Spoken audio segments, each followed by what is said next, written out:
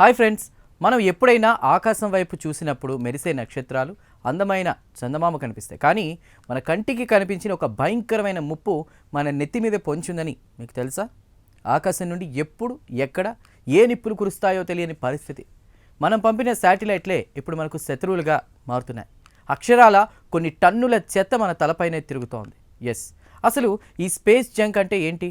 అంతరిక్షంలో పేరుకుపోయిన ఈ చెత్త మన ప్రాణాల మీదకు తెస్తోందా? Watch this. ఫ్రెండ్స్, గత 60 ఏళ్లలో మనిషి వేల సంఖ్యలో శాటిలైట్లను అంతరిక్షంలోకి పంపాడు. వాటి కాలం తీరిపోయాక అవి అక్కడే తుప్పుపట్టి ముక్కలై భూమి చుట్టూ తిరుగుతున్నాయి. సుమారు 13 కోట్ల చిన్న చిన్న చెత్త ముక్కలు ఇప్పుడు గంటకు 28,000 కిలోమీటర్ల వేగంతో ప్రయాణిస్తున్నాయి. అంటే ఒక చిన్న పెయింట్ ముక్క కూడా తుపాకీ బుల్లెట్ కంటే వేగంగా వచ్చి తగిలితే కొత్తగా పంపేటువంటి శాటిలైట్ అంతర్జాతీయ అంతరిక్ష కేంద్రం ముక్కలు ముక్కలు అయిపోతాయి. దీనినే శాస్త్రవేత్తలు కెస్లర్ సిండ్రోమ్ అని అంటున్నారు. అయితే ఇదంతా అంతరిక్షంలోనే ఉంటే పర్లేదు, కానీ ఈ మధ్యకాలంలో ఈ పాత శాటిలైట్ ముక్కలు నియంత్రణ కోల్పోయి భూమి మీద పడుతున్నాయి. రీసెంట్గా చైనా పంపిన ఒక రాకెట్ ముక్కలు మన హిందూ మహాసముద్రంలో పడ్డాయి. మరికొన్ని చోట్ల జనావాసాల మధ్య కూడా పడుతున్నాయి. ఆకాశం నుండి నిప్పులు కురుస్తున్నాయని జనం భయపడే స్థాయికి ఈ పరిస్థితి వెళ్ళింది. దీనివల్ల భవిష్యత్తులో విమానాల ప్రయాణం కూడా ప్రమాదంలో పడే అవకాశం ఉంది. అంతరిక్షం ఒక గార్బేజ్ యార్డ్లా మారిపోతోంది.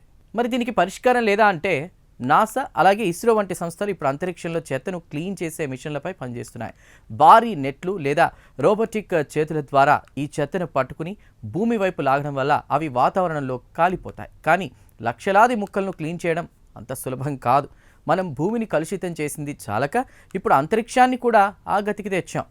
ఇప్పుడే మనం జాగ్రత్త పడకపోతే భవిష్యత్తులో మనకు ఇంటర్నెట్ కానీ జీపీఎస్ కానీ అందకుండా పోయే ప్రమాదం ఉంది. చూశారు కదా ఫ్రెండ్స్, అభివృద్ధి పేరుతో మనం చేస్తున్న పొరపాట్లు మనల్నే దెబ్బతీస్తున్నాయి. మరి ఈ స్పేస్ జంక్ గురించి మీరేమనుకుంటున్నారు? ప్రభుత్వం దీనిపై కఠిన చట్టాలు తేవాలా? కామెంట్స్లో చెప్పండి. వీడియో నచ్చితే లైక్ చేయండి, మీ ఫ్రెండ్స్కి షేర్ చేయండి. ఇలాంటి ఫ్యూచరిస్టిక్ వార్తల కోసం సబ్స్క్రైబ్ చేసుకోండి.